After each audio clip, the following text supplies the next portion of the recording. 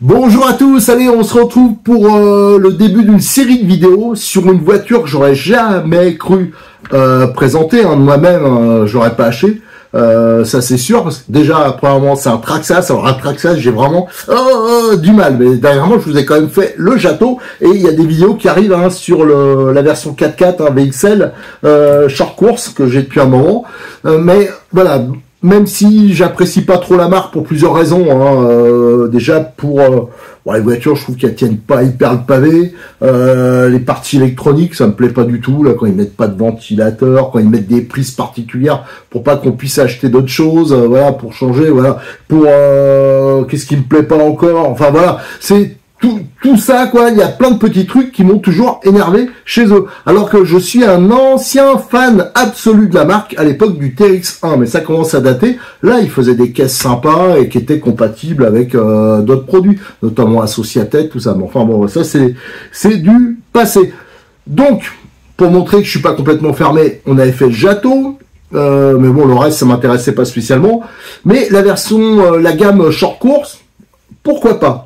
Et il y a une voiture que je connais depuis longtemps, c'est depuis 2008, je crois à peu près, il faudra confirmer dans ces eaux-là que c'est apparu, c'est le Slash, mais version 4.2. Donc là on a le 4.4, là on a le 4.2, et j'ai dernièrement un pote qui vient tous les étés dans le coin, il vient à Vias en vacances, et quand il vient, je lui prête, on va au Mode Rose, on va tourner, je lui prête une voiture. C'est un gars qui faisait de la compétition avant, maintenant qui fait du loisir, mais lui ce qui l'intéresse c'est le pilotage, voilà, les trajectoires, les machins, voilà, des vieux souvenirs de la compétition.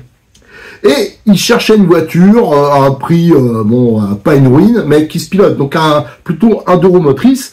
Il l'a commandé et il m'a dit, la voiture, elle restera chez toi, tu pourras l'utiliser si tu veux faire des articles, tout ça, tant que tu veux. Et moi, quand je viens, je la récupère. Et voilà, donc je peux, à peu près 11 mois de l'année, je pourrais l'utiliser un peu comme si elle était à moi. Et attention, elle va en chier. Hein. Et il m'a juste demandé de lui faire des modifications d'entrée. Ça, on va y revenir après. Donc cette voiture, c'est le Slash VXL, la dernière version, donc avec la carrosserie qui se clipse. Apparemment, il y a eu aussi des évolutions au niveau de triangulation, tout ça. Ça, je vous avoue, je ne connais pas assez la gamme pour ça, mais la gamme, en fin de compte, il y avait une version charbon, donc qui est remplacée par une version, c'est un peu comme le Jato, d'ailleurs, ça doit être à peu près la même électronique, donc une version brushless, 2S seulement, avec le même système de carrosserie à démontage sans clip. Ça on verra parce que j'ai pas eu une bonne expérience avec les Arma, donc on verra ce que ça donne. Il y a un différentiel transmission renforcé, là il y a un différentiel à pignon conique, hein, on le voit sur la boîte, tandis que la version 2L je crois qu'elle reste avec des pignons droits. Alors, je l'avais vu sur les Arma, je pensais pas qu'ils avaient, je savais qu'il y avait ça sur les vieux Slash, mais je pensais pas que maintenant ils continuaient à commercialiser ce type de diff. Ça me paraît bizarre, mais bon, voilà. Celui-là, il l'a pas, en tout cas, il a renforcé, il a le TSM, hein, la gestion de la stabilité. Donc, il est quand même bien équipé. Alors, il n'a pas, comme la version 4.4, le link là, enfin je veux dire, qui permettait d'avoir sur le téléphone, ça je vous l'avais présenté, hein, vous avez les vidéos, elles sont disponibles à date un peu sur la chaîne où j'avais roulé, le téléphone j'utilisais un peu comme un tableau de bord et dessus on avait la vitesse, les températures, tout ça. Bon, c'était marrant sur le coup, moi j'ai tout dégagé, c'était un peu gadget, ça faisait du poids, ça faisait chauffer.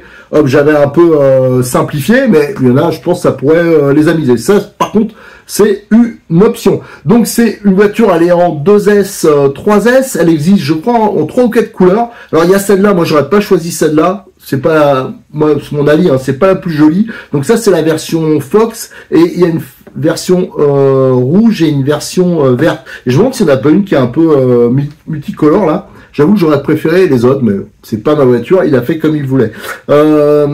Donc cette version est quand même assez récente et il faut faire attention parce que du coup j'ai fait une petite recherche, c'est bizarre, elle est assez peu dispo sur les sites français. Alors elle vient pas de France, hein. C'est parce qu'en France je crois, j'ai noté devant moi, elle était affichée dans les 450 €. Ça fait mal hein, pour un 2 roues motrices, surtout que les amortisseurs, je pense qu'ils sont en plastique, on vérifiera quand on va ouvrir.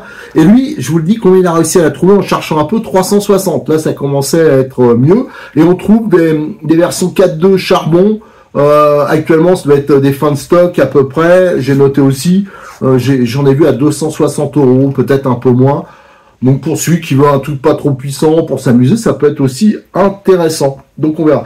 Il y a eu, semble-t-il, aussi des évolutions au niveau des portes-fusées. Alors donc on comparera si jamais il n'y a pas des pièces qui sont au niveau de la suspension, par exemple, compatibles avec la version 4.4, avec le Jato qui est plus récent. Hein, donc il y a des portes-fusées qui sont beaucoup plus gros que la version 4.4 qui prend un jeu diabolique.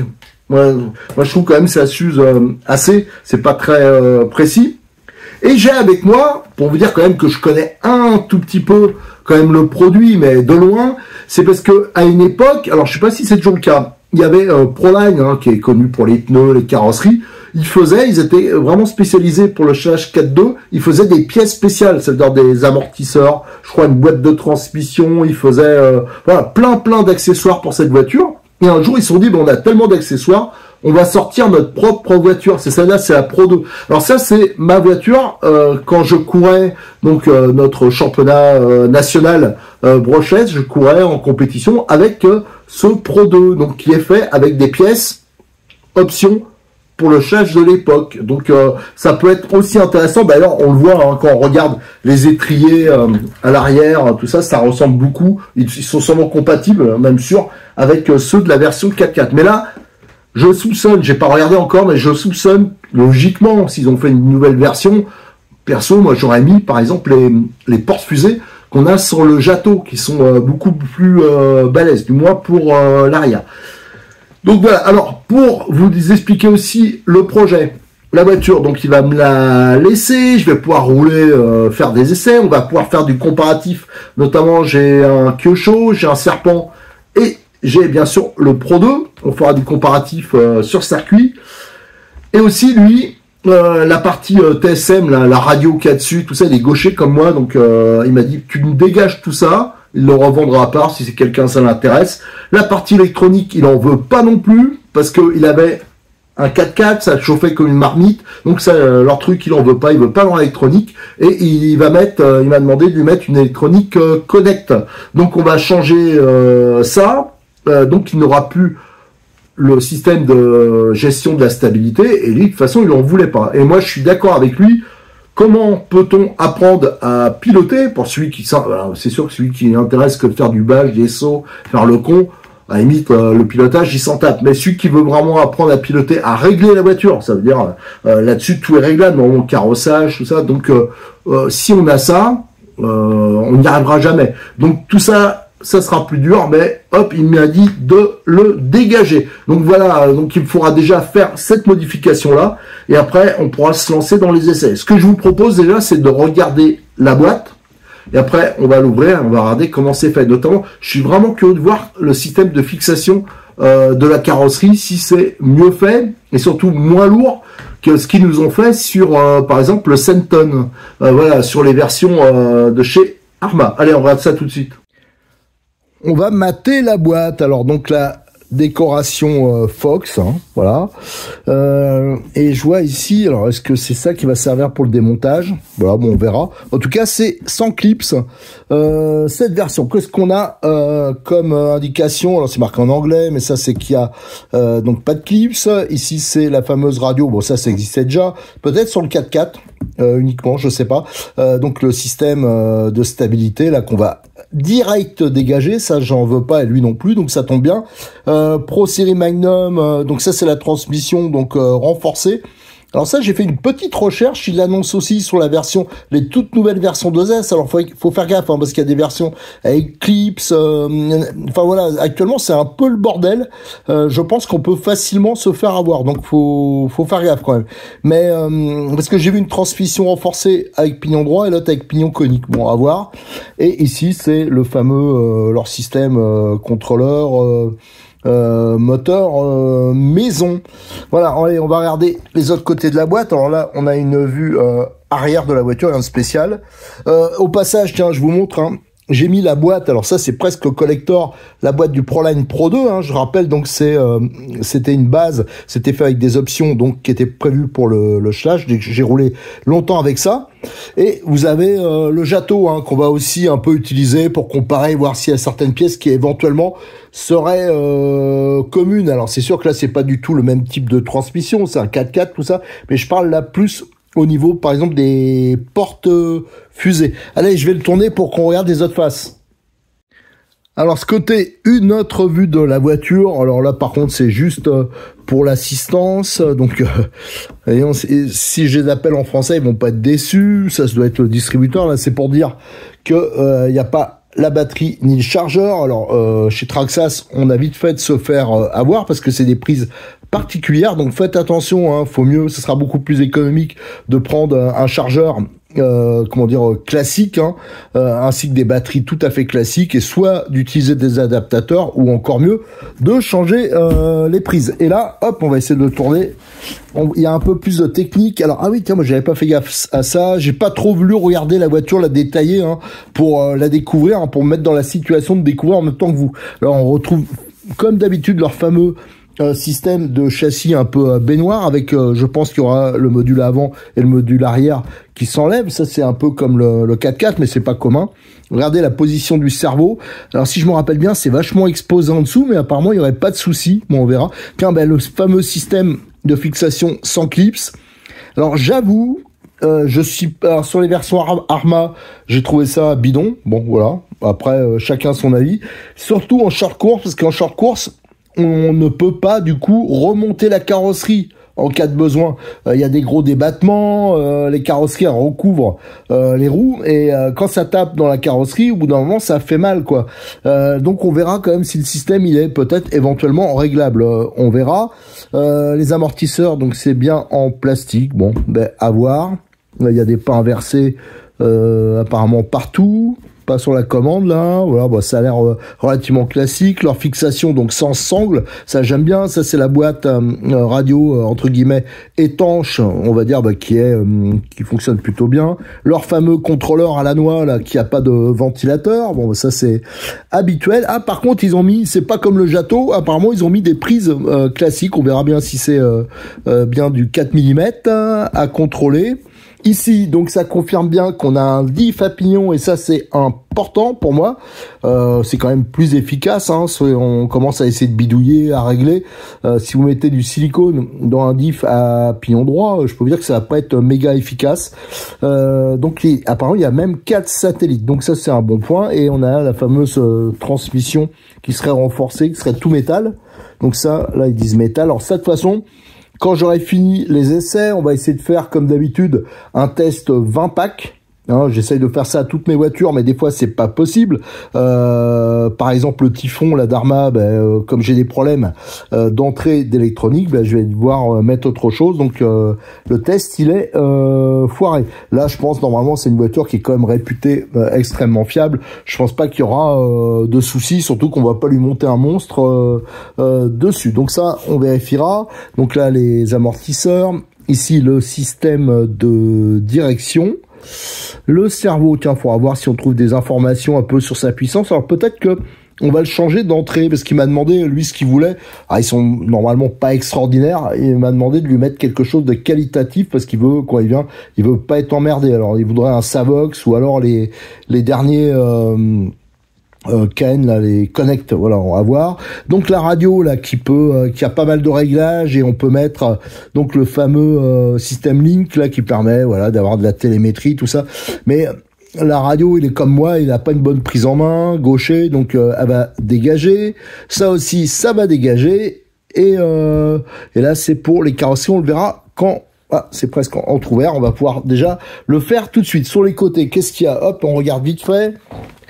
Là, bon, ça c'est classique, hein, ils mettent les vitesses par rapport au type de batterie qu'on met, le rapport de démultiplication, alors ils annoncent des vitesses un peu extraordinaires à voir. Et de l'autre côté, qu'est-ce qu'on a?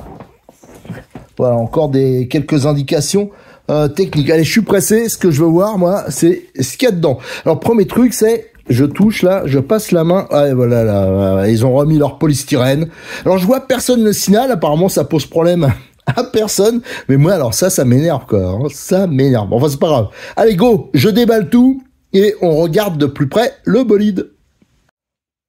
Voilà, j'ai déballé le matos. Ouais, bah, c'est vrai que c'est... Moi, j'adore les short courses, hein. Donc, ça a plutôt de la gueule. Le seul truc qui me gêne, je vous dis, c'est un peu la couleur. Mais ça, c'est une histoire de choix. C'était le sien. Et comme d'habitude, hein, je le redis, hein, c'est sûrement pas dans l'air du temps. Mais moi, les systèmes... D'ailleurs, je vois pas trop... Enfin, on verra après comment ça tient. Mais les systèmes de fixation sans clip des carrosseries, je trouve pas qu'esthétiquement, c'est plus joli, hein. L'argument il tient pas parce que on se retrouve avec ces pièces là en plastique qui sont là. On l'avait vu déjà sur l'Arma, c'est encore pire. Et surtout, si vous niquez la carrosserie, on peut pas remettre autre chose. Il y a l'histoire déjà qu'on peut pas les remonter, on peut pas ajuster la position.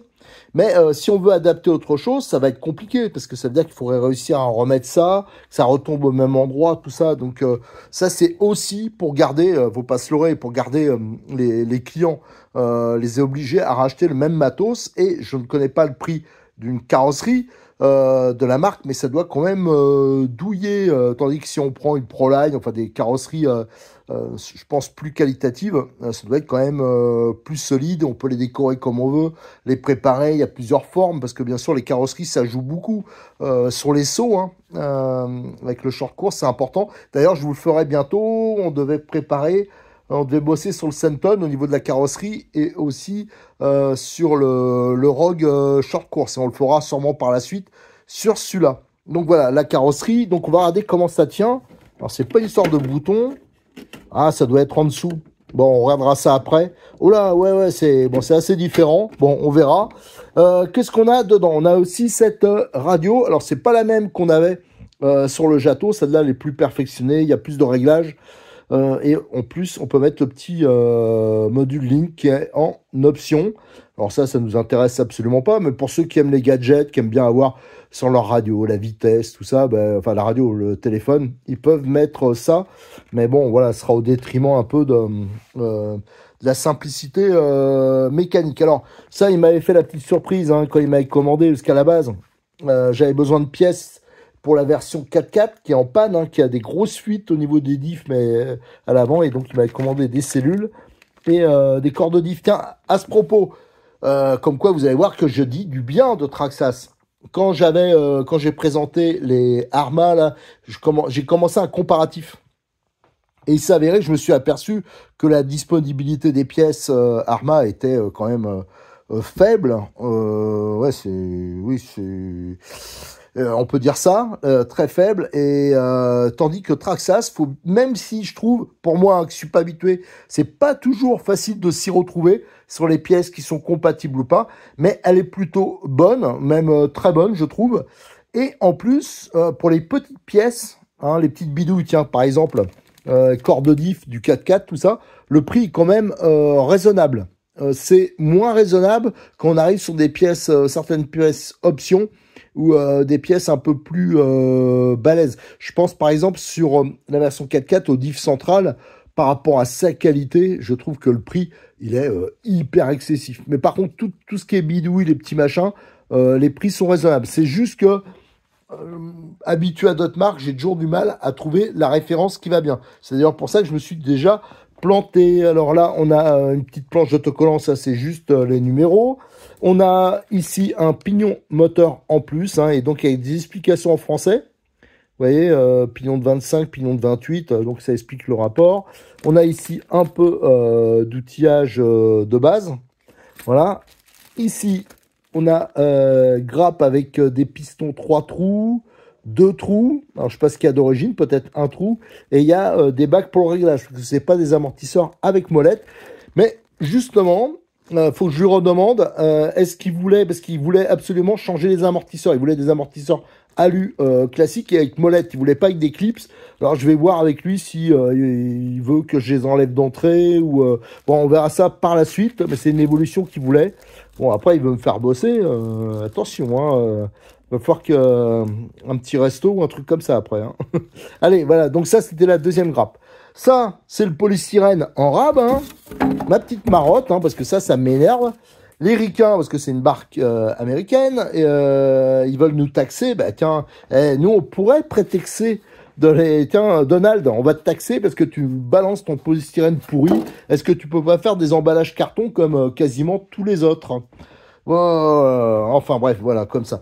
Alors, ce qu'on va faire, c'est que je vais un peu tout dégager et on va commencer à regarder la voiture d'un peu plus près. Sur cette vidéo, on s'arrêtera là. On va un peu retirer la carrosserie, regarder comment c'est fait, si les réglages de base, ils semblent corrects, si c'est bien équipé. Et la deuxième vidéo, on fera un tout petit peu de démontage, on commencera à regarder. Et de toute façon, il faudra que je démonte pas mal de choses parce que vous aurez aussi ma petite, entre guillemets, prépa hein, qu'on m'a demandé de faire au niveau essentiellement de l'électronique et de la radio. Alors j'ai démonté la carrosserie, hein. Je ne pouvais pas le faire devant vous parce qu'avec une main, ça me semble compliqué. Alors on voit ici les emplacements, à savoir que c'est pas réglable en hauteur. Alors peut-être à l'arrière sur une position à voir, mais à l'avant, j'ai pas vu de possibilité. Et là on voit le système qui est quand même beaucoup plus léger et simple que sur les Arma. Et on voit, hein, c'est juste avec la main, il faut appuyer pour le déclipser. Bon, moi je vous avoue, hein, je préfère le système à clips classique. Alors peut-être qu'après, je vais m'y faire. Mais vraiment, ça me gêne beaucoup qu'on puisse pas régler en hauteur. Bon, voilà, c'est l'évolution comme ça. Donc, on a le gros pare-choc qui est bien souple. Ça, au moins, ça bouge. Ça, c'est bien.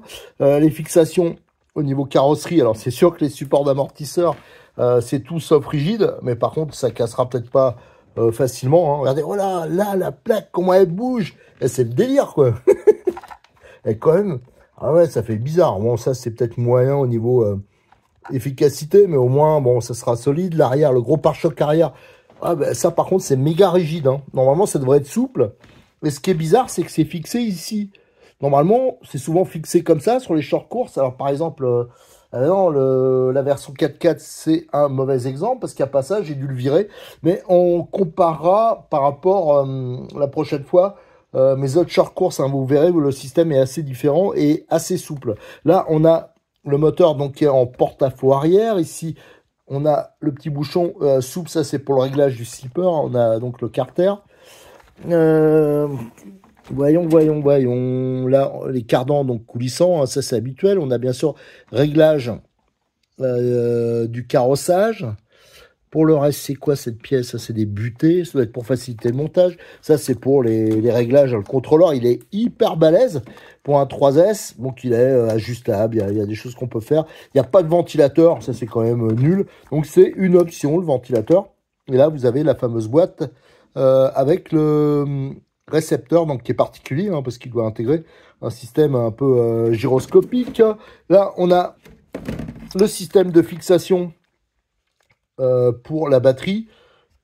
Donc ça, c'est plutôt quand même bien vu. Vous avez 25 et si on le démonte de l'autre côté, selon le type de batterie qu'on a, on a 23. Donc ça, il faudra voir. Je pense qu'il existe des fixations options. Moi, pour le résoudre, vous avez vu, j'avais fait ce système-là. Hein. Donc comme ça, selon la batterie que je mets, là, c'était entièrement réglable. Mais leur système, il est mieux, moi, à mon avis, hein, que ce qu'il y a souvent sur les voitures avec des sangles. Là, on voit que le fil, il passe, ça faudra. Vous voyez, là, déjà, c'est plus dans la goulotte. Donc ça, on risque quand même de l'abîmer, le fil. Surtout que le fil, il est extrêmement tendu. Regardez, là. C'est tendu comme un arc, là. Donc ça, c'est pas bon. Il va falloir rebosser. Faites attention à ça. Faut le protéger. Même là, le câble, il va frotter sur le bord. Et vous allez voir qu'au bout d'un moment, ça risque d'abîmer. Bon, enfin bon, ça, c'est pas grand-chose à rectifier. On a, là, il y a encore des indications techniques, ouais, justement pour le réglage au niveau du contrôleur. Donc, le cerveau, avec des fixations qui sont plutôt pas mal. Et en dessous, on va le voir, ouais, il dépasse complètement comme ça. Donc, il est quand même assez exposé, mais apparemment, il n'y a pas de souci avec. Mais c'est vrai qu'il est méga exposé. Alors ça, je pense qu'on va lui mettre, comme il m'a demandé, un cerveau d'entrée un peu plus haut de gamme.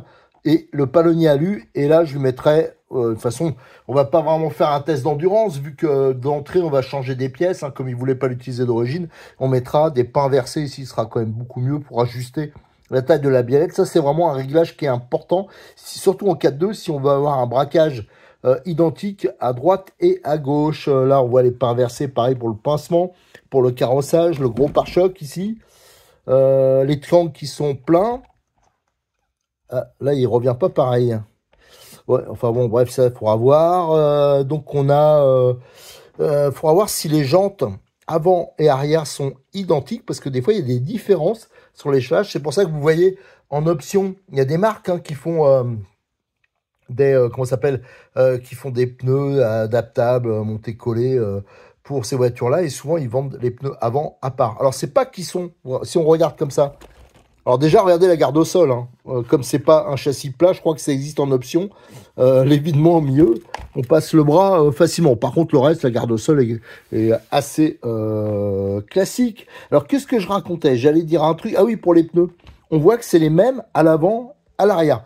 Ça, c'est quand même des choix qui sont hyper étonnants parce que un 4x2, normalement, on doit avoir des pneus un peu plus adhérents à l'arrière qu'à l'avant. Là, c'est des pneus 4x4, ça veut dire sur la glisse quand même, ça doit être chaud. Alors, s'ils comptent uniquement sur leur système de correction de la trajectoire hein, pour faire un truc artificiel, à vrai dire, moi, je trouve ça dommage. Donc, il faudra bosser. Déjà, il faudra voir si les jantes, donc, moi, à voir comme ça, me paraissent identiques, mais...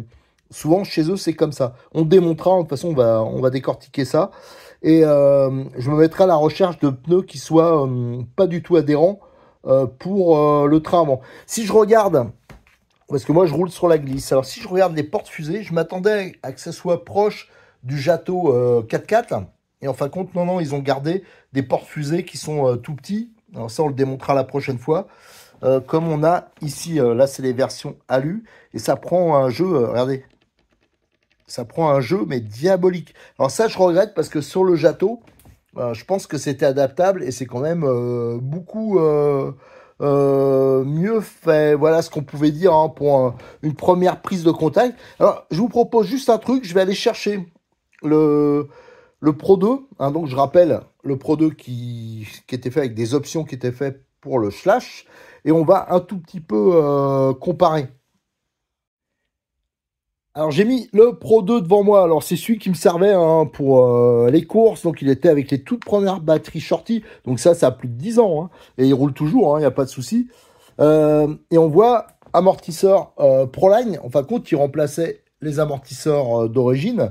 Alors il y a des choses qui sont un peu similaires, par exemple les triangles, c'était la même chose, sauf que là, maintenant, ils sont pleins. Alors je pense que c'est sur les dernières versions, ils les ont mis comme ça. Par contre, on voit que le châssis, c'était différent. C'était un châssis en aluminium, fraisé. Il y avait avec des renforts là en plastique assez balèze. La position du cerveau était aussi différente hein, pour pas que ça dépasse en bas, pour abaisser sur tous les masses. Et quand je vous parlais de pare-choc souple, hein, là, je vous disais que c'était quand même très rigide. Le système, en fin de compte, vous voyez, généralement, ça se fixe là. Et quand ça prend des chocs, regardez la différence, la déformation. Donc c'est ça qui me gêne, ça me gêne un tout petit poil. On voit qu'à l'époque, déjà, il n'y avait pas le même système de... Il y avait un système de fixation qui n'était pas fait par clips, c'était par des écrous en plastique. Vous le voyez ici.